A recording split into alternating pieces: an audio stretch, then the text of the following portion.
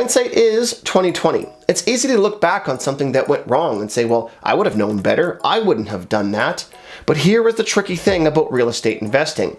Rarely, if ever, are you going to see the same deal twice. Each property comes with its own unique set of challenges and opportunities. So what can we learn from this Epic Alliance saga that can help future investors with their real estate investing? Well, if you're looking for a recap as to what Epic Alliance was, you can check out my latest video, as I won't be providing a recap here. In this video, we're going to talk about some of the due diligence that might have been missed when investors were choosing to invest in Epic Alliance. Questions that may have saved these investors from their current fate. Let's use this as an opportunity to learn. After all, if you don't have a good plan from the start, you can really only expect one result.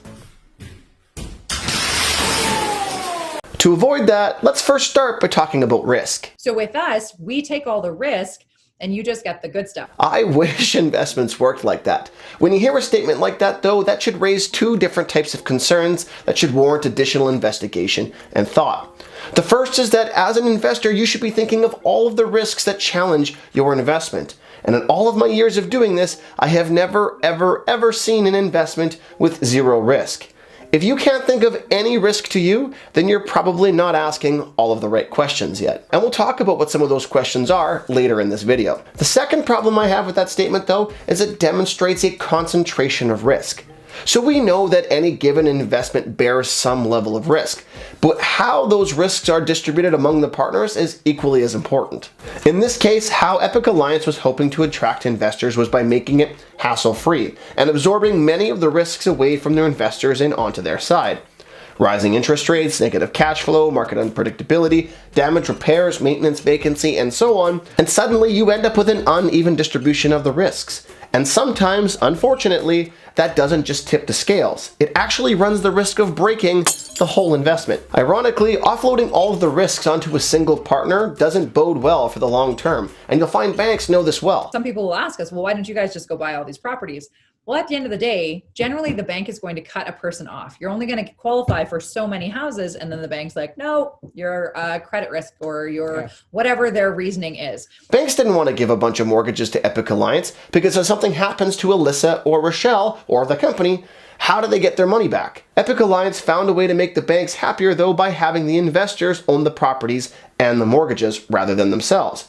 For the banks, the risk, in a sense, didn't change, but now the risks were distributed over a greater number of investors, all with the motivation to avoid foreclosure, and all with different sources of income and additional assets. Epic Alliance had effectively offloaded the risk of these properties onto the investor. Now the chance the banks are going to get their money back is significantly higher, because if something goes wrong, they're not just going to go after Epic Alliance, they're actually going to go after all of the investors that are holding the mortgages in their name, and that bears some significant risk. So how do you mitigate against that? Well, let's start by asking some important questions. Number one, am I okay with the location? Yes, I know, that sounds rudimentary, but you need to be considering this from a couple perspectives. The first is that if you're an investor from out of town and you're looking to purchase a rental property in another city, you should always be building in a management cost into your financials, even if you're planning on living in the same city as the property that you're buying. In this case, Epic Alliance wasn't charging for management, which is great and all, but what happens if something happens to them? Or if you're managing the property yourself, what happens if something happens to you? Stay sweet.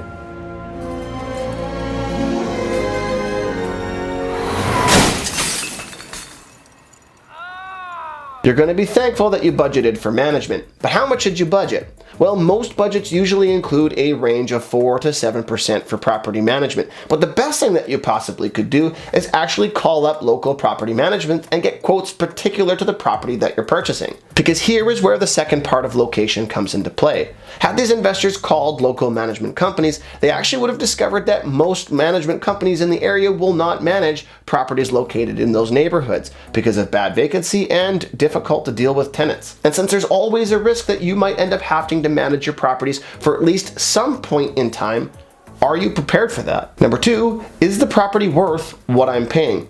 Surely the investors ask this question, right?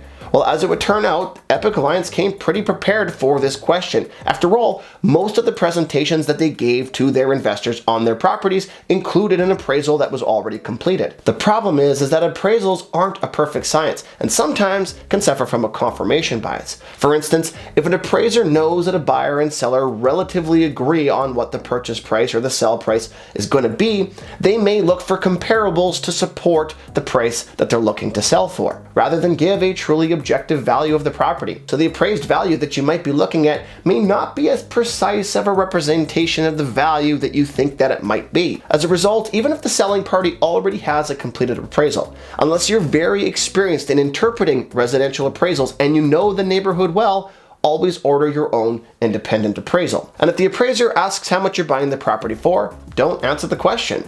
Instead, just tell them that you're looking for the most objective and honest value of the property based on whatever they find. In real estate, the money is always in the buy. No matter how good you are at managing and selling the property, if you don't buy right, you're going to struggle to make a profit. Now here is where some people get cheap and they say, well, Conrad, if I do that on every property, I'm going to be out $300, $400, $500 on every single appraisal that I do. And what happens if the value comes back low and I have to end up walking away from the deal? Good. That little bit of money just potentially saved you tens of thousands of dollars on a bad deal, if not a fate much worse than that. Being cheap during due diligence is the most expensive thing that you can do. Number 3, what's my motivation for buying this property? In the case of most of Epic Alliance programs, the investor philosophy, at least I'm assuming, was to give money to Epic Alliance, get the return, and let them do all of the work. The true pursuit of passive income. The problem is that despite what all of the real estate gurus are telling you online, real estate is not passive. Real estate is a ton of work. It's also different from basic stock investment in the sense that even after your investment is well underway, more money might need to be injected into your investment. Stocks, yeah, you can just buy and hold. In real estate though, things break and you may need to find extra cash to fix leaky roofs, broken toilets, furnaces, water heaters, and a lot more. And if you're looking to keep costs down, you may need to get your hands dirty. On top of that, even with the proper property management in place, there are still certain things that you should be maintaining control of. For instance, every 6 months, or at the minimum annually, you should be making sure that your utilities and your property taxes are paid up to date. Not doing that could leave you in a position where you're facing arrears, like in some of the cases we're hearing about. You should also inspect every single one of your properties at minimum every 6 months, and set that expectation with your tenants. If you're investing in a property that you're not able to physically be at yourself, or if you have a property manager running it, have your property manager do a live video walkthrough at least once a year on their next scheduled appointment. It holds your property manager accountable, and it's only 15 to 20 minutes of your day to make sure you're taking steps to protect your asset. Get rid of that thought that real estate is passive. Number 4, are my interests aligned with my partner's interests? I bet you if you talk to a lot of the Epic Alliance investors, most of them would feel like at the time their interests were aligned. But were their interests actually aligned? I don't think so. To begin with, in order to provide the return to their investors, it was clear that Epic Alliance was going to have to charge rents that were on the higher side. Lower rents attract a lot of tenants, allowing you to pick the best ones. But if your rents are on the high side though, you have to be a whole lot less picky, which reduces the quality of the tenants living in your asset. On top of that, vacancy was being covered by Epic Alliance, which may sound great and all, but what that really means is that if vacancy lasts too long, they may suffer from a temptation to put anybody in there in order to stop the financial bleeding. And obviously, if that would happen, those tenants would have a higher likelihood of being the type that would damage your asset. But Epic Alliance was under contract to handle all of the repairs and maintenance, so who cares, is what some people will say.